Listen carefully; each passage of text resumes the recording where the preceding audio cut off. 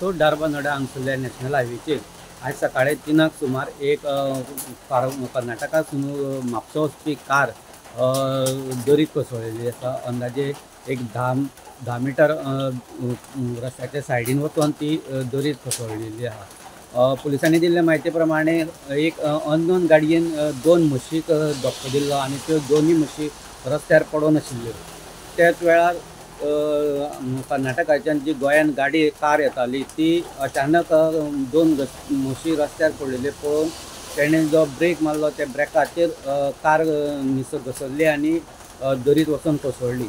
ह्या एक्सिडेंटाक ड्रायव्हर आसा तो सद्याक बरो आसा आनी ताका कांयच जालें ना। फोंडा पुलिसांनी म्हायती मेळ्ळे नंतर रोखडेच वचून थंय ड्रायव्हराक व्हरोन आउटपोस्टार दवरलो। सद्याक फोंडा पुलिसांनी एक्सिडेंटाचो पंचनामा केल्लो आसा।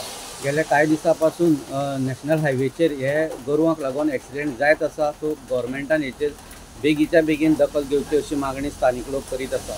दारबांदोडेच्यान गोमंतक टीव्ही खातीर स्वप्नील च्यारी।